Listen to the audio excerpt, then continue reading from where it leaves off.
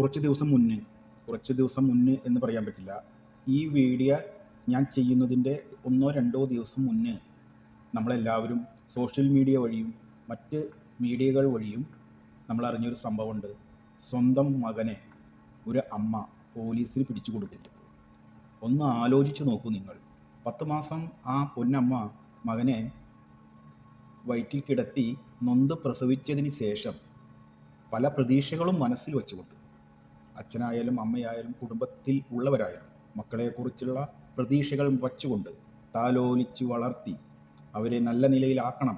നമ്മുടെ 2 കണ്ണടഞ്ഞു പോകുന്നതിനേക്കാളും മുന്നേ മക്കൾ നല്ല നിലയിലാകണമെന്നുള്ള ഒരു പ്രത്യാശയോടെ നമ്മളെല്ലാവരും കഴിയുന്ന കാലത്താണ് ഇങ്ങനെയുള്ളൊരു വാർത്തകൾ നമ്മൾ കേൾക്കുവാൻ ഇടവരുന്നത്. നിങ്ങളൊന്ന് ആലോചിച്ച് നോക്കൂ. അമ്മയുടെ മനസ്സിൽ എത്രയധികം ദുഃഖം, വിഷമം അല്ലെങ്കിൽ മാനസിക പിരിമുറുക്കം ഉണ്ടാകുമെന്ന് നിങ്ങൾ കരുതുന്നുണ്ടോ?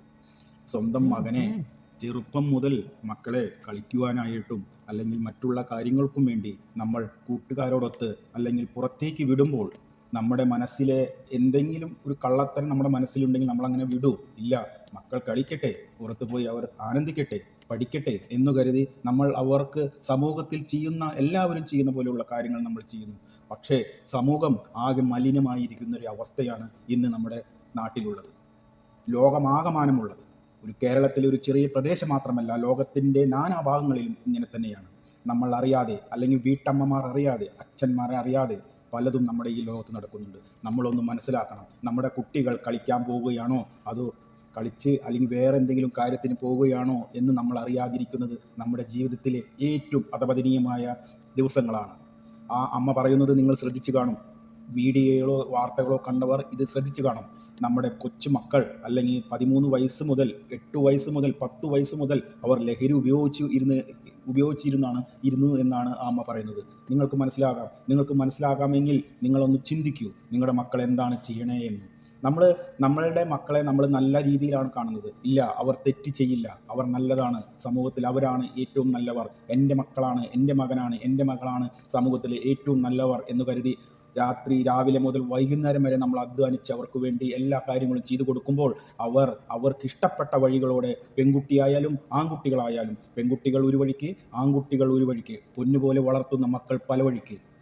നിങ്ങൾക്കറിയാമോ ആ അമ്മയുടെ കണ്ണുനീർ എന്ന് പറയുന്നത് നമ്മുടെ രാജ്യത്തെ, ലോകത്തിലെ എല്ലാ അമ്മമാരുടെയും കണ്ണുനീരായി നമ്മൾ കരുതണം. നമ്മുടെ മക്കളെ നമ്മൾ തന്നെ ശ്രദ്ധിക്കണം. പഠിക്കാനായിട്ട് നമ്മൾ രാവിലെ മുതൽ വൈകുന്നേരം വരെ പൈസ സമ്പാദിച്ച് നമ്മൾ പഠിക്കാനായിട്ട് കുട്ടികളെ ഹോസ്റ്റലിലോ അല്ലെങ്കിൽ അവരെ തനിയെ വിടുന്ന കാലത്ത് നമ്മുടെ 2 കണ്ണുകളിൽ ഒരു കണ്ണെങ്കിലും അല്ലെങ്കിൽ ശിവൻ്റെ തൃക്കണ്ണ് പോലെ നമുക്ക് വേറൊരു കണ്ണുണ്ടാക്കി വെച്ച് അല്ലെങ്കിൽ മറ്റുള്ളവരുടെ സഹായത്താൽ നമ്മുടെ മക്കളെ വീക്ഷിക്കണം. അല്ലാത്ത പക്ഷം നമ്മുടെ മക്കളുടെ വഴിതെറ്റി നടക്കുന്ന, ഇത് പെൺകുട്ടിയായാലും ആൺകുട്ടിയായാലും വഴിതെറ്റി പോകാനുള്ള എല്ലാ അവസ്ഥകളും ഉണ്ട്. നമ്മൾ മുന്നിൽ കണ്ടുകൊണ്ട് വേണം ഇന്നത്തെ ഈ സമൂഹത്തിൽ ജീവിക്കുവാനായിട്ട്. പെൺകുട്ടികളുടെ കാര്യമെടുത്താൽ എങ്ങനെയാണ് നമ്മൾ അവരെ വിശ്വസിക്കാൻ കഴിയുന്നത്? ഏത് പെൺകുട്ടികളാണ് പഴയ കാലത്തെ പോലെ അത്രയും ശാലീന സുന്ദരമായി അല്ലെങ്കിൽ അവരുടെ ഒരു തെറ്റും ചെയ്യാത്ത പെൺകുട്ടികൾ ഉണ്ടെന്ന് നമുക്ക് കരുതാൻ പറ്റുമോ? ഒരു 80% പെൺകുട്ടികളും പല രീതിയിൽ, അല്ലെങ്കിൽ ഒരു 60% പെൺകുട്ടികളും അവരുടെ രീതിയിൽ ജീവിക്കുന്നതാണ്.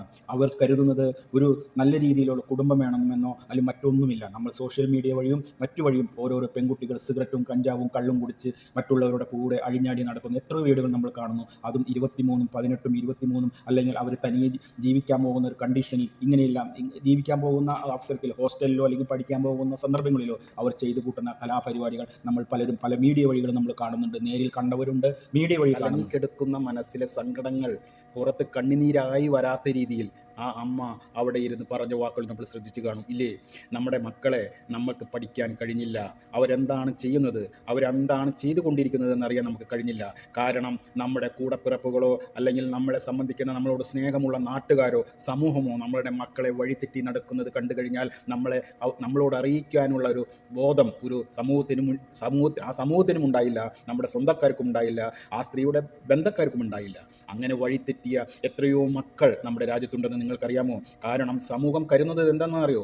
അവൾക്ക് അത് വേണം, അല്ലെങ്കിൽ അവനത് വേണം, അവൻ എന്താ അഹങ്കാരം, അവൻ കാറിൽ പോകുന്നത് കണ്ടില്ലേ, അവൻ ബൈക്കിൽ പോകുന്നത് കണ്ടില്ലേ, അവരുടെ മക്കൾക്ക് അത് തന്നെ വേണം, മിണ്ടണ്ട, മക്കൾ നശിക്കട്ടെ എന്ന് കരുതുന്ന സമൂഹമാണ് കൂടുതലും. അതേപോലെ തന്നെ ബന്ധുക്കളായാലും സ്വന്തക്കാരായാലും ഇതേ രീതിയിലാണ് ചിന്തിക്കുന്നത്. പക്ഷേ തൻ്റെ മക്കൾക്ക്, തൻ്റെ മകന് അല്ലെങ്കിൽ തൻ്റെ മകൾക്ക് ഒരു സങ്കടം വരുമ്പോൾ മാത്രം അല്ലെങ്കിൽ ഒരു ബുദ്ധിമുട്ട് വരുമ്പോൾ മാത്രം ഈ ചിന്തിക്കുന്ന രീതിയിലുള്ള ചിന്ത അവർക്കുണ്ട് ഉണ്ടാകില്ല.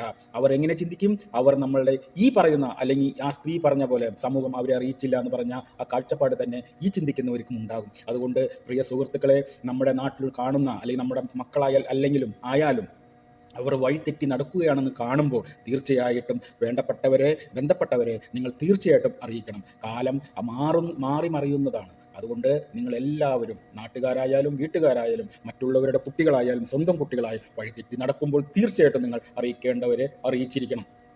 സ്കൂളിൽ പോകുന്ന കുട്ടിയാണെങ്കിൽ എവിടെയെങ്കിലും വെച്ച് പരിചയമുണ്ടെങ്കിൽ അവൻ എന്താണ് അവിടെ നിൽക്കുന്നതെന്ന്, അല്ലെങ്കിൽ നിങ്ങൾക്ക് നേരിട്ട് പോയി അന്വേഷിക്കാൻ കഴിഞ്ഞില്ലെങ്കിൽ പോലും നിങ്ങളുടെ ബന്ധപ്പെട്ടവരെ അറിയിക്കണം. ബന്ധപ്പെട്ടവരെ എന്ന് പറഞ്ഞാൽ ആ കുട്ടിയുടെ അച്ഛനെയോ അമ്മയെയോ, അല്ലെങ്കിൽ ആ കുട്ടിയുമായി ബന്ധമുള്ള ആരെങ്കിലും നിങ്ങൾ തീർച്ചയായിട്ടും അറിയിക്കണം. അല്ലാത്ത പക്ഷം പിന്നെ ആ കുട്ടി നശിച്ചു പോകുന്നതായിരിക്കും. കാരണം ഈ നമ്മൾ കരുതുന്ന പോലെയല്ല ലോകം. മനസ്സിലായോ?